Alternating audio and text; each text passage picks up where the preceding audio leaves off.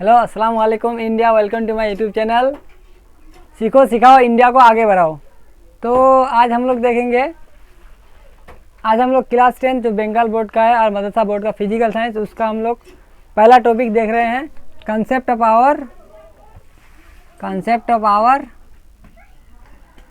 Our environment. Concept of our environment, हमारे माहौल का के मुतालिक इसको हम लोग पहला एक वीडियो बना चुके हैं जिसमें हम लोग कवर किए हैं कि एटमॉस्फेयर क्या है, उसके बाद लेयर्स ऑफ एटमॉस्फेयर कवर किए हैं, and then stratosphere, troposphere, stratosphere detail में हम लोग डिस्कस किए हैं।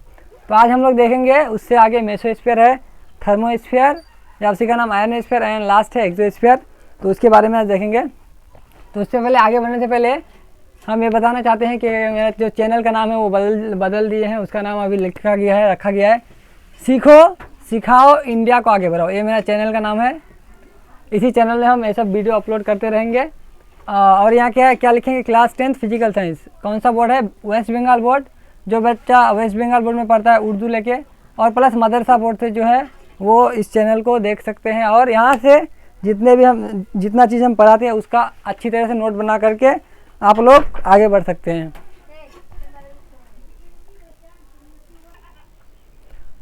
तो हम लोग देखते हैं लेयर्स ऑफ एटमॉस्फेयर पढ़ रहे थे।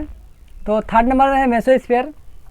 यहाँ क्या है? ये खुर्रा हवा की या खुर्रा फिजा एटमॉस्फेयर की तीसरी सबसे निचली परत है। पहला तो आपका ट्रोपोस्फेयर है, दूसरा स्ट्रेटोस्फेयर, एंड थर्ड नंबर में आपका मेसोस्फेयर आता है। तो ये क्या है? एटमॉस्फेयर का सबसे तीसरा निचली परत है। उसके बाद क्या देखेंगे, features characteristics of mesosphere. Mesosphere की खासियत क्या क्या है?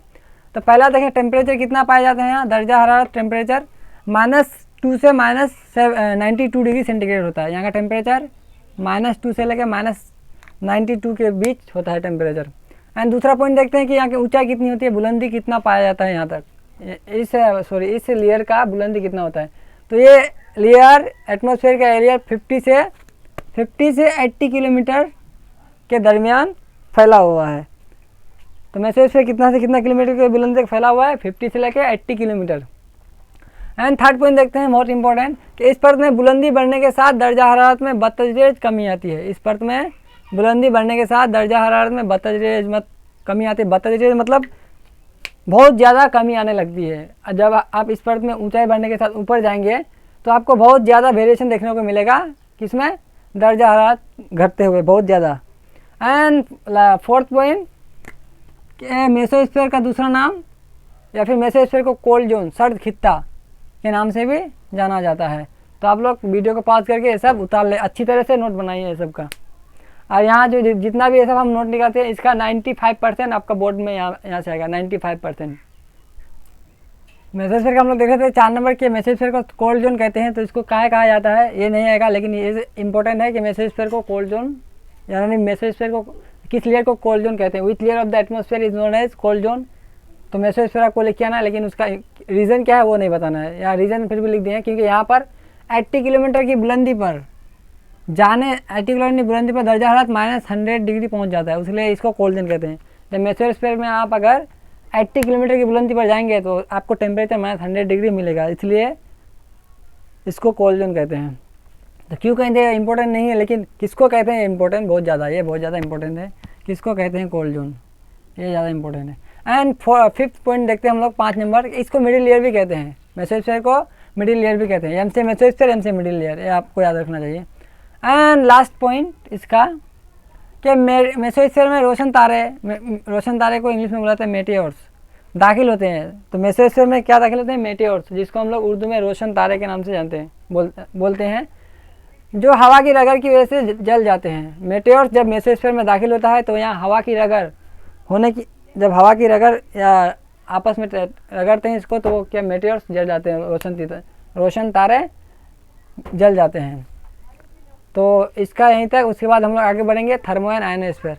आप लोग इसको पॉज करके अच्छी तरह से उतार लें। अब हम लोग देखते हैं 4 नंबर, लेयर्स ऑफ एटमॉस्फेयर का 4 नंबर पे हम लोग का क्या है? थर्मोस्फेयर या वही आयनोस्फेयर बोलते हैं उसको। ये कुर्रा फिजा की चौथी परत है जो 50 से 500 किलोमीटर की बुलंदी तक फैली हुई है। Then characteristics of ionosphere, ionosphere या थर्मोस्फीयर का कैरेक्टरिस्टिक या फीचर, आयनोस्फीयर या थर्मोस्फीयर की खासियत क्या क्या है। तो फर्स्ट नंबर देखते हैं कि यहाँ का टेम्परेचर कितना होता है। तो टेम्परेचर यहाँ कितना से कितना पाया जाता है, -92 टू +1200 डिग्री सेंटीग्रेड, मतलब -92 डिग्री सेंटीग्रेड से +1200 डिग्री सेंटीग्रेड होता है। यहाँ की ऊंचाई 80 किलोमीटर से 500 किलोमीटर के बीच होता है। 80 से 500 किलोमीटर की दरमियान ये लेयर पाया जाता है एटमॉस्फेयर में। एंड थर्ड पॉइंट बहुत इंपॉर्टेंट कि यहाँ ऊंचाई बढ़ने के साथ दर्जा हरारत में बतदरीज इजाफा होता है। जैसे आप यहाँ देख सकते हैं -92 डिग्री था, माइनस में था, बढ़ते बढ़ते +1200 चला गया। तो बहुत ज़्यादा यहाँ इंक्रीज देखने को मिलता है, टेम्परेचर में इंक्रीज बहुत होता है। किसके साथ, ऊंचाई बढ़ने के साथ। यहाँ इंक्रीजिंग इन एल्टीट्यूड, अगर आप ऊंचाई बढ़ाते हैं या ऊपर जाते हैं इसमें लेयर में 80 से 500 किलोमीटर के बीच, तो आपका टेम्परेचर क्या होगा, बहुत ही इंक्रीज करेगा। जो यहाँ का प्रूफ दिखा रहा है कि -12 से कितना है, नहीं सॉरी -92 से +1200 डिग्री सेंटीग्रेड है।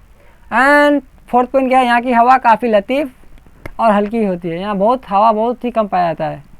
यहाँ का जो भी हवा होगा बहुत हल्का होता है। लतीफ़ मतलब बहुत ही पतला होता है और हल्की होती है। तो इसको अच्छी से उतार लें, अच्छी तरह से। एंड फिफ्थ नंबर हम लोग पॉइंट देखते हैं कि इस परत में गर्मी शिद्दत से पड़ती है। थर्मोस्फीयर आयोनोस्फीयर में क्या होती है, गर्मी बहुत ज़्यादा शिद्दत से पड़ती है, जो सूरज की शुआओं को, सूरज की रेज को जज्ब करके हवा में, सूरज की शुआ को जज्ब करके हवा में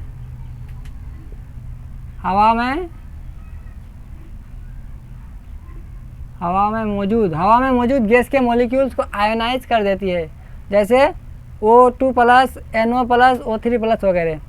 तो क्या होता है, यहाँ गर्मी शिद्दत से पड़ने की वजह से यहाँ जो गैस के मॉलिक्यूल होते हैं, ये क्या करते हैं, गैस के मॉलिक्यूल्स को आयोनाइज कर देती है। तो इस शक्ल में गैस के मॉलिक्यूल इस शक्ल में पाए जाते हैं। या फिर 5 नंबर जो है उसके और में आप ऐसे लिख सकते हैं शॉर्ट में कि किस परत में गैस के मॉलिक्यूल आयोनाइज शक्ल में पाए जाते हैं। तो आप ये वाला पॉइंट लिखेंगे शॉर्ट में, ये थोड़ा लंबा है। क्या है, इस परत में गैस के मॉलिक्यूल आयोनाइज शक्ल में पाए जाते हैं, जैसे O3+, O2+, NO+ वगैरह। तो क्वेश्चन ऐसे आ सकता है कि किस लेयर में, एटमॉस्फेयर का किस लेयर में गैस के मॉलिक्यूल आयन की शक्ल में पाए जाते हैं। तो आपको क्या लिखना है, मेसोस्फीयर या थर्मोस्फीयर। आप लोग इसको उतार लें। एंड हम लोग लास्ट पॉइंट देखते हैं। Last point characteristics of ionosphere या थर्मोस्फीयर का। लास्ट पॉइंट क्या है, 6 नंबर, कि इस परत में गैस के मॉलिक्यूल आयोनाइज शक्ल में पाए जाते हैं, जिसकी वजह से इस परत में टेलीकम्युनिकेशन हो पाती है। इस परत में क्या होता है, गैस के मॉलिक्यूल आयोनाइज होने की वजह से तो यहाँ हो जाती है, जिसकी वजह से यहाँ टेलीकम्युनिकेशन हो पाती है। तो क्वेश्चन में आएगा शॉर्ट में कि किस लेयर में टेलीकम्युनिकेशन हो पाती है। आपको रीज़न नहीं पूछेगा कि why telecommunication occur in ionosphere, आपको ये वाला क्वेश्चन नहीं पूछेगा। आपको पूछेगा कि सिर्फ in which layer of atmosphere telecommunication take place, किस लेयर में टेलीकम्युनिकेशन हो पाती है।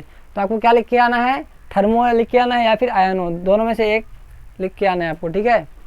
तो इसको उतारें। अब हम लोग आगे बढ़ेंगे, लास्ट देखेंगे एक्सोस्फीयर इसके बाद।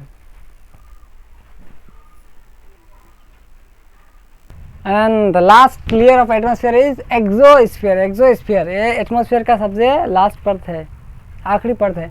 क्या लिखा है, ये कुर्रा फिजा की सबसे भारी परत है जो 700 से 10,000 किलोमीटर की बुलंदी तक फैली हुई है। इसकी ऊंचाई कितनी है, 700 किलोमीटर से लेकर 10,000 किलोमीटर की बुलंदी तक फैली हुई है। एंड इसका इंपॉर्टेंट पॉइंट क्या है कि यहाँ पर hydrogen, helium He, hydrogen H2, helium He, carbon dioxide CO2, nitrogen N2, oxygen O2 वगैरह गैस पाए जाते हैं। तो ये टॉपिक यहीं तक समाप्त होती है, ख़त्म होती है। इसके बाद हम लोग आगे पढ़ेंगे स्ट्रेटोस्फीयर का ही एक पार्ट है, ओजोन लेयर पढ़ेंगे हम लोग। इंपॉर्टेंट चीज़ है वो ओजोन लेयर। इसके बाद हम लोग उसको डिस्कस करेंगे। आप लोग इसको उतार लें, बढ़िया। तो आज का क्लास यहीं तक रखते हैं। उसके बाद आगे हम लोग देखेंगे ओजोन लेयर पढ़ेंगे। Ozone layer, depletion of ozone layer की तबाही कैसी होती है,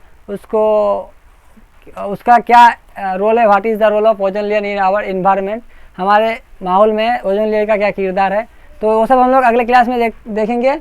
आज का क्लास यहीं तक समाप्त हो जाएगी। एंड आप सभी को अब जितना हम लिखाते हैं ये लोग, आप लोग क्या करें, पढ़ते पढ़ते नोट बनाते जाइएगा। पहले वीडियो को पॉज करिएगा, पहले समझिएगा, उसके बाद, क्योंकि इस चैप्टर में ज़्यादा समझने का कुछ नहीं है, ये थ्योरेटिकल चीज़ है, आपको लिख लिख के इसको प्रैक्टिस करना पड़ेगा। बाकी समझने का जो चीज़ है वो आगे चैप्टर में होगा, जैसे इलेक्ट्रिसिटी हो गया आपका, बिहेवियर ऑफ गैसेस हो गया, देन हो गया आपका लाइट चैप्टर हो गया। सब में आप लोगों को क्या दिमाग लगेगा, लॉजिकल चीज़ होता है, इसमें कुछ लॉजिकल नहीं है, सब इससे रखने वाला चीज़ है। सब आपको अच्छी तरह से मतलब लिख लिख के प्रैक्टिस करेंगे तो आपको ये सब आ जाएगा, ठीक है। 2-3 बार हर दिन रिवीजन करना है एंड इसी तरह पढ़ते रहिए, मचाते रहिए, आगे बढ़ते रहिए। तब तक के लिए टाटा बाय बाय, अल्लाह हाफिज़।